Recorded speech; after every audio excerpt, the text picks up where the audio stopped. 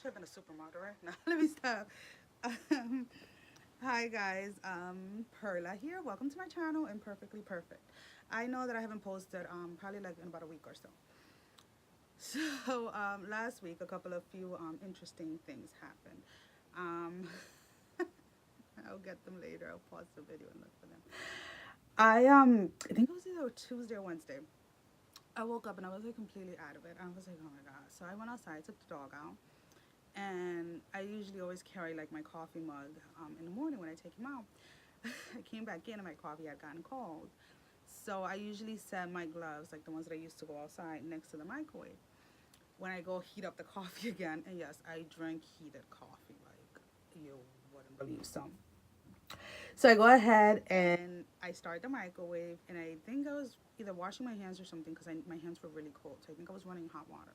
And all of a sudden, I smell something burning. And I'm like, what the heck? Like, what is that? I'm like, and then I look at my coffee mug, and I'm like, why is my coffee mug like not in the microwave? So I open the microwave, and my North Face, I have these thin North Face gloves that I just wear just when it's not that cold outside, or just to like go grab something outside real quick. They were done. Like I mean, so I microwaved my gloves, not on purpose, obviously. So I was like, all right, okay, I get it. You know, I need to take a nap. I need to take it easy today or whatever. So then 2 days later, I have this huge, like, and when I say cravings, FYI, I am not pregnant, but I do tend to eat a lot based on what my body is asking me for. Sometimes I'm really like into meat. I also sometimes don't eat meat. It really depends on like what I feel like my body wants or needs more of. So I went ahead and I took some eggs and stuff, and I was gonna make some scrambled eggs because I really wanted scrambled eggs.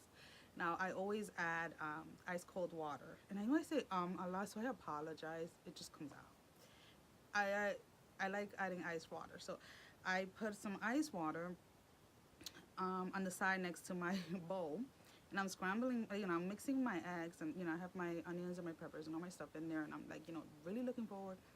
Have my coffee mug right next to the little bowl with the water. I pick up what I am assuming is water, and I start pouring it in. And I'm mixing, I'm mixing. I'm looking at my freaking. I'm sorry, guys. I'm on the floor. For some reason, my body started hurting, and whenever that starts to happen, I tend to sit a lot on the floor to kind of like I can move back and forth like without leaning anything. Because when my body starts aching the way it does, it sometimes the only thing that doesn't hurt as much is like my bottom, honestly, like my buttocks. So I tend to start to sit like on something hard. I'm not a chair or anything like that, so I do apologize if I'm moving a lot. Anyways, back to the eggs. So I'm scrambling the eggs. Well, not scrambling, but you know, mixing them. And I'm like, why are my eggs turning brown? And I just keep mixing. I keep pouring, and then like I just looked at them and I was like, oh shoot, this is my coffee. And I was just like, okay, I'm done. So I had to restart everything all over. And obviously, by the time I ate the eggs, I was just like so over. I didn't even want them anymore. What else happened? This is all last week, by the way. Let's see. I went out Saturday night into Brooklyn, New York, with my sister and my cousin and my aunt to celebrate one of my uncle's birthday. He turned 40. Yeah, I know, having such a young uncle at my age, but whatever. So we were there with his fiance and like her friends and some of her family members. Some of my other cousins came over. When I got there, I was like super hyped, super excited, and then like you know within like 2 hours, I'm like sitting down like with my coat on, my hoodie on, like I'm ready for bed, and then I got like rewired a little later. So it was kind of like the best way to describe it is like toddlers when they have to take naps and they're fighting their naps so much that then they get like this insane energy, like let's just go for it type of thing. Well, that was what was going on at the club. I was really just trying to have a normal day as much as possible and just kind of like relax and just have a chill day because I haven't had that in a while. But that was an interesting night. We got back home like around 5:30. I did not drive, by the way. My sister drove there and back. And when I got back home, I slept, and I slept to what I thought was gonna be late. Someone's asking Alexa something, so if you hear the voice, it's one of the twins asking Alexa. So, yeah, after like 2 hours, I was awake. I was like, fuck, I want to sleep. So just this past week was just rough, emotionally. I hate when I get into my thoughts and into my own head, and then I start over analyzing everything, and then I start questioning myself and basically asking the same questions that people ask me. The same, like I have the same doubts about life as far as like narcolepsy goes. Like, well, you were able to do A, B, C, and D for so long, and now you can't do it. You were able to do this, do that. You were able to do all these things, and now all of a sudden, you can't. And I always tell people the same thing, but sometimes, like especially when I'm by myself, I have to remind myself of the same things that I tell people because I tend to forget it. I I've always been seen as how can I put it? Because I don't want to talk like it's a. There goes my speech again. I don't want to talk like I'm the shit or anything like that. And that thing with my eyes when I open them real wide, my son keeps on telling me, he was like, "Mommy, why do you always do that? Like you always have your eyes." I guess it's like either it just happens. Like I think it's like my body. I think it's when if I start to shut down, I just open my eyes. Like no, I'm still awake. So, anyways, so I really had to talk to myself a lot this past week about it's okay. It's people are gonna talk regardless of anything. People are gonna think, assume whatever they want. I know what I've been through. I know what I've been dealing with. I know the walk that everything didn't happen overnight. And I think because it didn't happen overnight and it was in small steps and I wasn't diagnosed right away and I learned to compensate for so many things that people just kind of, it's hard for them to understand. I'm a single mom, like I said. I had my first when I was 18. By the time I was 23, I had four.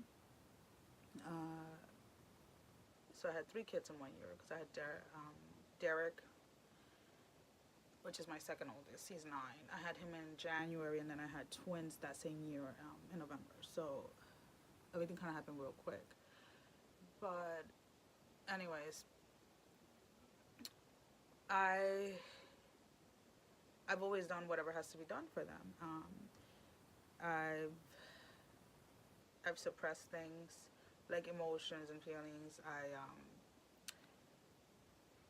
I try not to ask for help a lot, which I'm getting better at, to be honest with you, because I can't do it on my own like how I used to be able to, anyways. But there's just a lot that is, how can I put it this way? There's a lot going on with like life in general, and with things. I don't even know how to put it into words. The whole point is that I got to a point where I was questioning myself, like, did I make this happen? As far as like, am I this bad, or did things get worse because of something that I did? Did I cause things to get worse?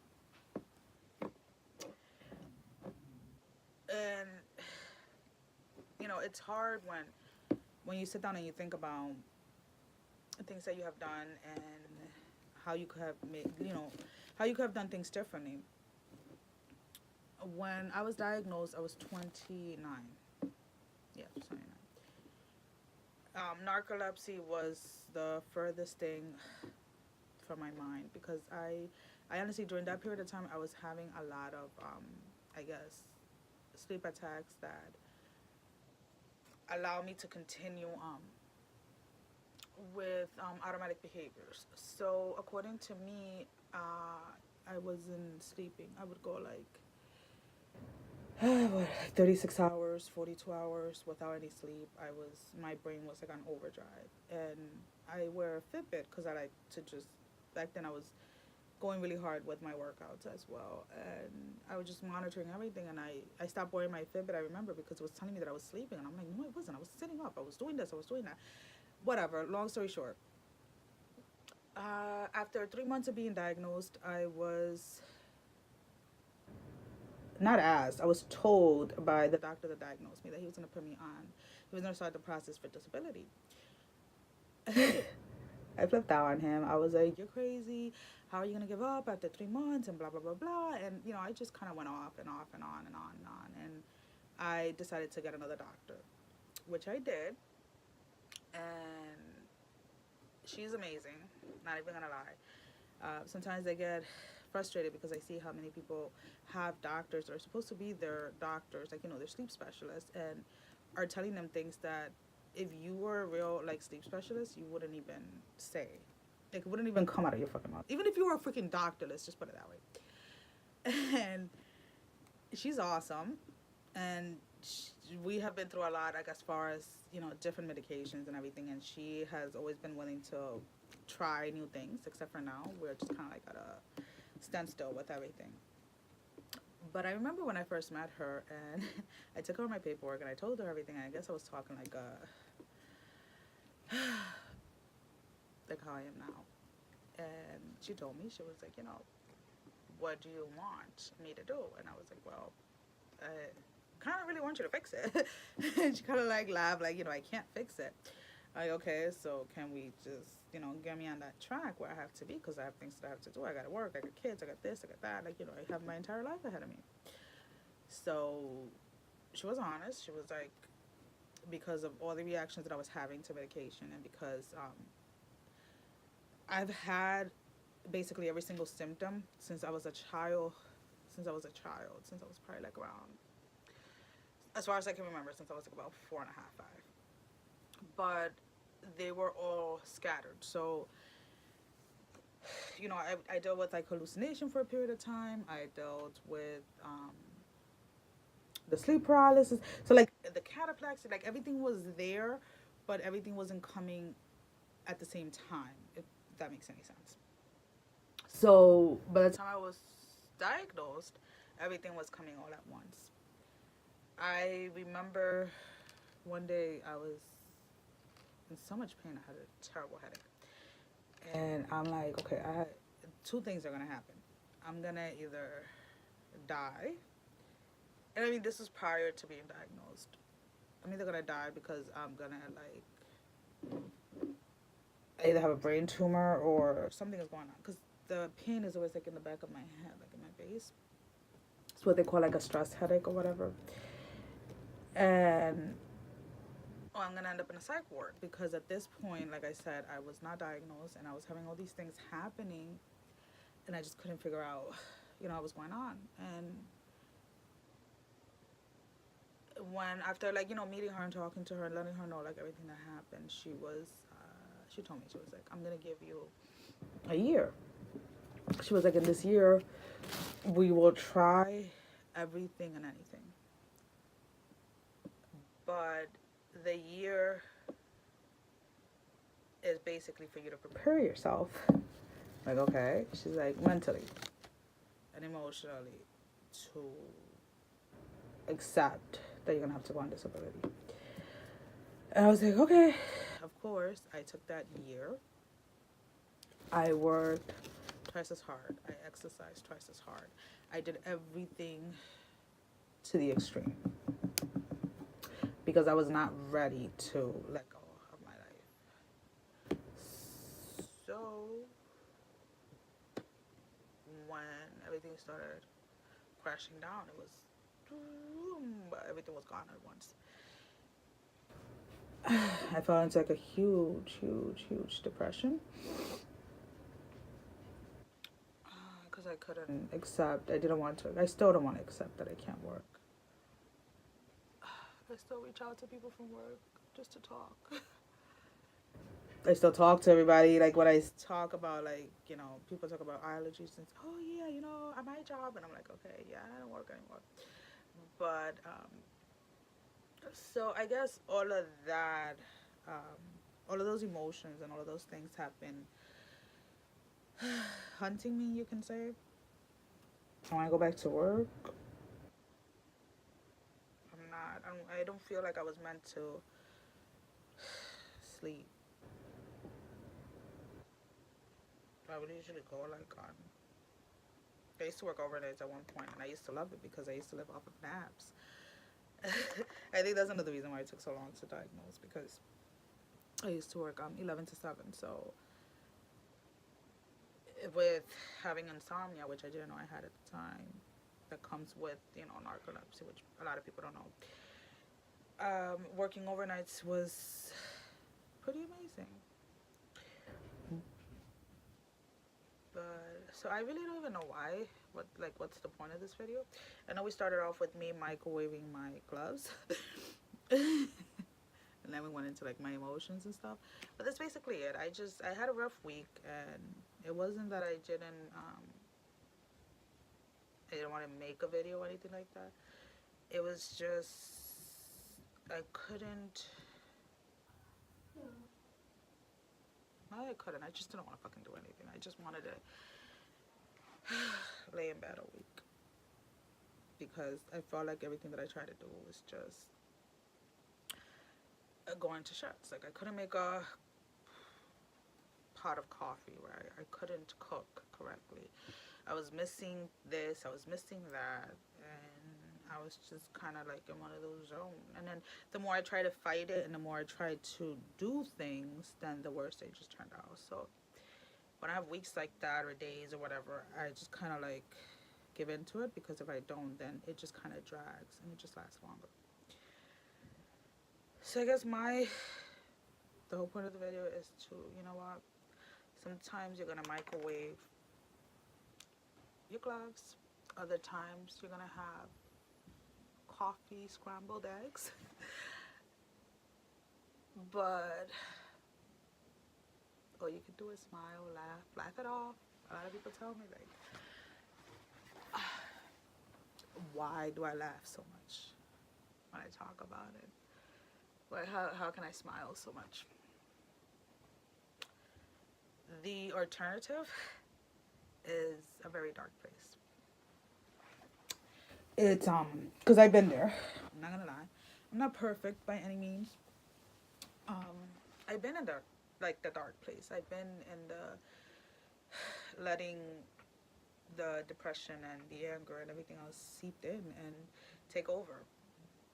And I'd rather, and it, like, laughing at it, like about it when I talk about it and smiling, it's not that I'm trying to hide it, or it's not that I'm trying to cover anything up. It's just I started to change my perspective as, like, my view on narcolepsy and my view on how it affects my life. Because if I can't accept it, if I can't own it, then how can I expect to change anyone's mind? How can I expect my 2 kids to own it and to just be themselves regardless of anything? That's just the honest truth. Like, this is what I am living. This is what it is. And unfortunately, when you accept it and when you own it, and when you're just like, you know what, you don't like it, there's the door. 95% of the people are going to take the door, because 95% of people are not okay with you not being okay, especially when you are somebody that is always willing to help others. You are always sacrificing your time, you're always putting effort into relationships. And I'm not talking about like romantic relationships. I'm talking about relationships in general, like friendship, everything. So when you realize that the amount of energy that you have to basically, like, with money, with your finance, you have to budget everything. So I have to budget my energy to do the things that are essentials, to do the things that are important. And when you start to do that, say hi, butter. Yeah, sit down, puppy.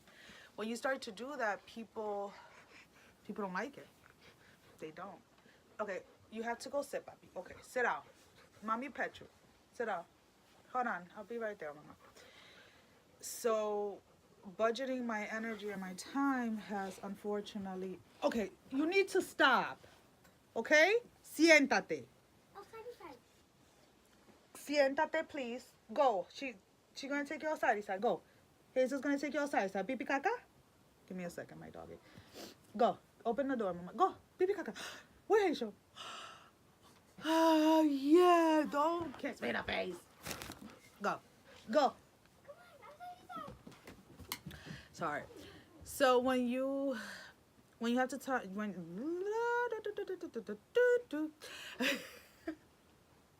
when you have to start managing and budgeting your time and your energy, people tend not to like that because you are no longer serving them or no longer available to be used anymore. Because not gonna lie, I have a very strong personality. I have a very everything, but I am, because of the fact that I like to do so much and I get into so many things. Like I like cooking, I like sewing, I like painting, I like drawing, I like arts and craft, I like creating. I just like things in general. People tend to use people like me because they know that because I like to do these things, I'm going to always say yes, and I'm always going to be willing to help. Because especially if you tell me, oh my God, I really want this tutu for my daughter, and I'm going to be like, oh my God, really? I can make it. And it's not because I want to be liked or anything like that. It's just I enjoy doing things like that. I enjoy using my hands. I enjoy creating. I love things, taking a pile of wood and making something great out of it. I just like staying busy, basically. I like doing things. I just, reading and doing things is just amazing and it's awesome. And,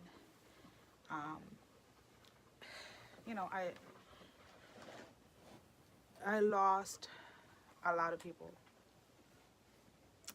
A lot of people that I thought were gonna be there, like through my dark times, as I was there for them. But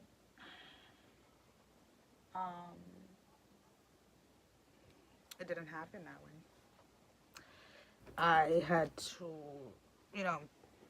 one thing is to learn to stand on your own when everything's going good and everything's going great. I mean, like, okay, so if you have a breakup with somebody and, you still have your job, you still have this, you still have your girlfriends, you still have all of this stuff, you can still somehow, recover and get better and all of that crap. But when you're in a place like where I wasn't with anybody, it was about my kids, about my job, about just living my life, my workouts, my things that made me happy. I was like in my happy place or whatever. And when you have to, don't mind my dog, when you feel like everything has been taken away, and you have to rebuild yourself or look at yourself from a different angle. Look, Buster. And there's nobody there, the people that were there during, the what you thought were the tough times, oh my God, he left me, how could he, like, that's what I'm talking about. Like those people that were there for that are not there for this, or while I'm trying to figure all of this out. And honestly, this is the time that not now, but I'm saying like during those time was the time where I needed people, where I needed the support group, I should say. Not support group like people that I don't know and they're going through the same things. Yes, that helps, but also support from people that you interact on a day-to-day basis. Support from people that are supposed to be there for you and are, supposed to have your back or hold you down or whatever. When you don't have that and you're thrown into a situation like this, it's hard. Because then you start to question everything, like literally everything about, like everything. Like, okay, so you were there for me when I broke up with this one or that one or whatever. Why? So you can feed off the, the heartbreak or whatever, but you're not here when I need you, where I feel like I'm losing myself, basically, is what I'm trying to say. So, again, I'm off track as always. That's what happens. I start with one thing and then I go to another one.